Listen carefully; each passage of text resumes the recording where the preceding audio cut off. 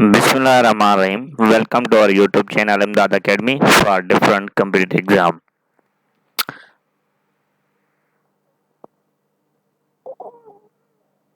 ठीक है, तो मैं आपको मैट्रिसेस एंड डिटरमिनेंट एक चैप्टर है जिसके बारे में मैं आपको बताऊंगा। ये होता है स्टूडेंट लर्निंग आउटकम SLO। ठीक है, इसमें SLO 1 भी होता है, SLO 2 भी होता है, SLO 3 भी होता है। जैसे जैसे आपकी लेवल बढ़ती जाएगी ये उस हिसाब से ही बढ़ता जाता है। ठीक है, यहाँ पर आपको मैट्रिक के हिसाब से हैं तो SLO है। अगर आप यूनिवर्सिटी की साइड पे जाएंगे तो आपको तीनों मिलेंगे। ठीक है, SLO 1, SLO 2, SLO 3। ये क्वेश्चन पे डिपेंड होता है कि क्वेश्चन किस नौयत से पूछा जाता है आपसे और किस कैटेगरी में आ रहा है। तो ये इसकी है इंडेक्स मींस चैप्टर का जो हम इसमें पढ़ेंगे तो वो आपको हम ज़रूर इसमें बताएंगे। और मैं एक बात बताऊं, ये एक इम्पॉर्टेंट चैप्टर है। ज़्यादातर हमारे पास ये चैप्टर जो है वो निगलेक्ट किया जाता है, तो इस चैप्टर को निगलेक्ट ना करें। ये चैप्टर मुझे भी बहुत पसंद है और आप भी अगर मेरे साथ पढ़ेंगे तो आपको भी ये बहुत ही अच्छा चैप्टर है और इसका कॉन्सेप्ट भी है और बेसिक है। एक तरीके से आप पढ़ेंगे तो इसका आपको अच्छे तरीके से अंदाज़ा हो जाएगा। तो चलते हैं हम आपको इसी के डिफरेंट जो टॉपिक हैं, जो डिफरेंट इसके मेथड हैं, जनरली हम नहीं पढ़ते। तो ये मैट्रिसेस जो चैप्टर है और डिटरमिनेंट हमें यूनिवर्सिटी में और डिफरेंट जो फिजिक्स के प्रॉब्लम है उस हिसाब से भी ये आसानी से अगर हम मेथड याद कर लें तो हमें एक ट्रिक के हिसाब से या एक बेस्ट वे से हमें पता लग जाता है कि इसका आंसर क्या होगा। ठीक है, तो जनरली मैं ये आपको कहूँगा कि ये आप मैट्रिक का सिलेबस है तो आप इसको ज़रूर पढ़ें। ठीक है, तो यहाँ पर एक मैट्रिसेस होता है, उसकी जो जमा है मैट्रिसेस है, MATRICES। जनरली क्या होता है, अगर X है किसी लफ्ज में तो वहाँ पर आप CES मिला के उसका पीरियड भी बना सकते हैं। आपको जनरली ये पता होना चाहिए कि पूछा जाता है डिफरेंट टेस्ट्स में। तो matrices belong to a field mathematician that is a linear algebra. It is mainly used to business engineering, physics and computer science. Computer science में भी इसका बहुत रूल है। अर्थर किले है जिसने ये मैट्रिसेस दिया था। ठीक है, और डिफरेंट फील्ड में भी इसने यूज़ किया है इस मैट्रिसेस को। ठीक है, तो ये बान हुआ था 1821 और डाइड 1895 में was the first mathematician who developed the theory of matrices. तो define a matrices with a real entries and related to rectangular layout formation with a representation in a life as well. तो matrices is a rectangular array of elements. The element can be symbolical expression or number. Matrices are denoted by capital letters of English alphabet। जैसे हम set में जो member होते हैं set के वो small ABC से लिखते हैं और जो एलिमेंट होता है सेट की जैसे हम डिनोट करते हैं वो कैपिटल लेटर से लिखते हैं। English alphabet each entry are the element is shown in a lower case letter. तो यहाँ पर लोअर मीन्स स्मॉल। तो element in a matrices enclose within the, यहाँ पर अगर पहले हम पढ़ते तो ये ब्रैकेट जो लार्ज ब्रैकेट है उस हिसाब से ही हम मैट्रिसेस को लिखते थे। मगर जो एडवांस लेवल या डिफरेंट जो बुक्स आए तो उसमें जो अमेरिकन ऑथर थे पहले जो हमारे पास था यही ब्रैकेट होती थी, लार्ज ब्रैकेट। उसके बाद इन्होंने स्मॉल ब्रैकेट से भी इसे डिनोट कर दिया जैसे आप ये देख रहे हैं। ठीक है, तो यहाँ पर आपको ये सारा पता होना चाहिए। ये जो ए है मीन्स मैट्रिसेस को डिनोट कर रहा है कैपिटल लेटर से। यहाँ पर A1 है, A11 ये क्या कर रहा है कि रो भी 1 है और कॉलम भी 1 है। उसके बाद A33 तो इसका मतलब है आर जो ए रो भी 3 है और कॉलम भी 3 है। ये इनकी पोजीशन शो कर रहा है। यहाँ पर जो नंबर गिवन है यहाँ पर फर्स्ट रो है, ये फर्स्ट कॉलम है।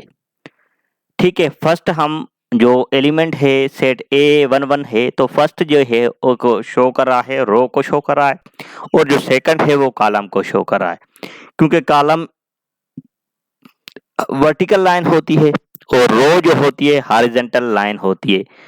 R1 11 सब में आ रहा है तो 11 आ रहा है, R2 है तो R2 है, R3 है, यहाँ पर कॉलम C1 है, C2 है, C3 है। ऐसे ही मैंने आपको समझाया कि ये here A1 and A22 A33 are the element of the main diagonal and called diagonal element। यहाँ पर जो diagonal element है A11 A22 A33, तो ये क्या है, डायगोनल एलिमेंट है।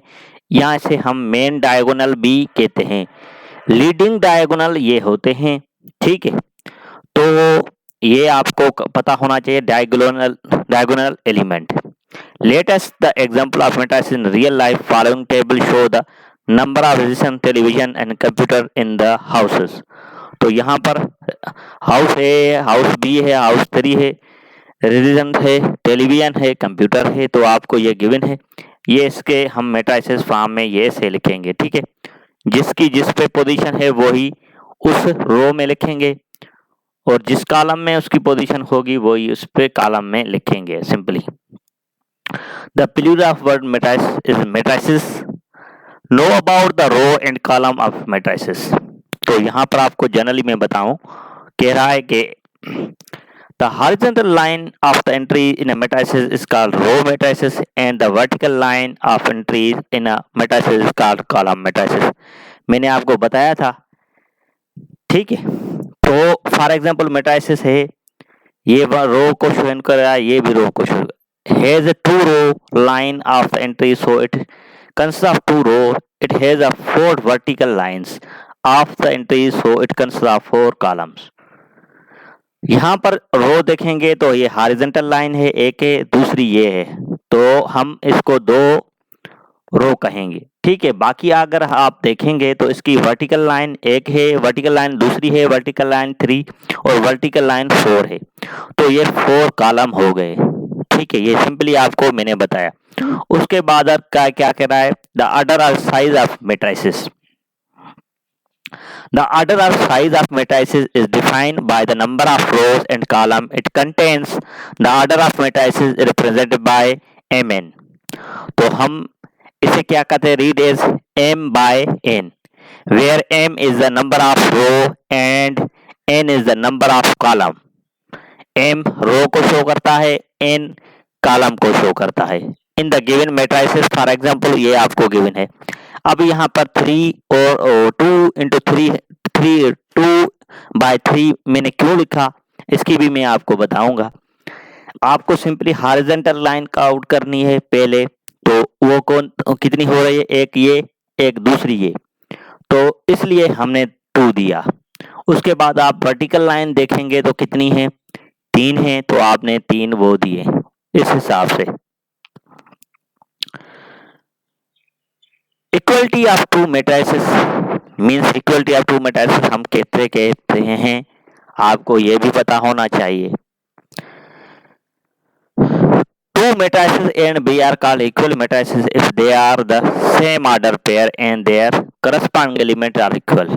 corresponding element उसे कहते हैं, अगर 1 पे पोजीशन पे है तो इस दूसरे मैट्रिसेस में भी वो ही एलिमेंट 1 पोजीशन पे हो। ठीक है, इक्वल तभी होंगे जब रोज और कॉलम बराबर होंगे, दूसरे एलिमेंट के दूसरे जो सेट गिवन है या एलिमेंट जो है वो भी हमें मैट्रिसेस गिवन है, तो वो उसके हिसाब से इक्वल तभी होगा जब रो और कॉलम इक्वल होंगे। अगर एलिमेंट में मीन्स हैं सेम मगर रो और कॉलम भी इक्वल नहीं है, तो वो भी हमारा जो है इक्वल मैट्रिसेस नहीं होगा। ये जनरली आपको पता होना चाहिए।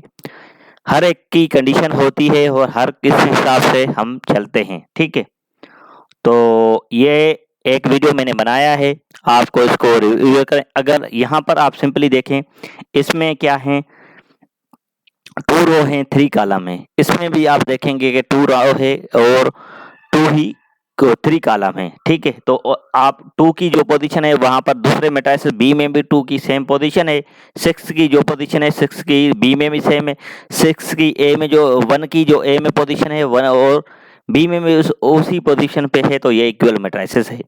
अब यहाँ पर पी देखें, पी बराबर है, यहाँ पर क्या है, कॉलम 2 है, रो 3 है, एक रो 2 3, तो कॉलम कितने हुए 2। और ये देखेंगे आप तो यहाँ पर क्या है, कॉलम 2 है और रो कितने हैं, यहाँ पर कॉलम कितने हैं 3 है, 1 2 3, और रो कितने हैं क्यू में, तो वो आप देखेंगे रो कितने हैं 2 है, 1 और 2।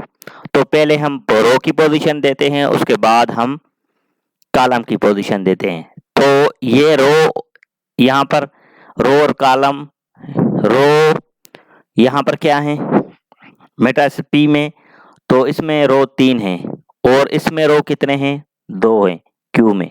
पी में कॉलम कितने हैं 2 हैं, इसमें कॉलम कितने हैं 3 है, तो ये इक्वल नहीं है, are not equal matrices because their order is not same. तो thanks for watching this video. अगर फिर भी आपको कोई क्वेश्चन है तो आप मुझसे पूछ सकते हैं और दूसरा वीडियो मैं आपके साथ शेयर करूंगा। Thanks for watching this video. अगर फिर भी आपको कोई कंफ्यूजन है तो आप ज़रूर मुझसे पूछ लें।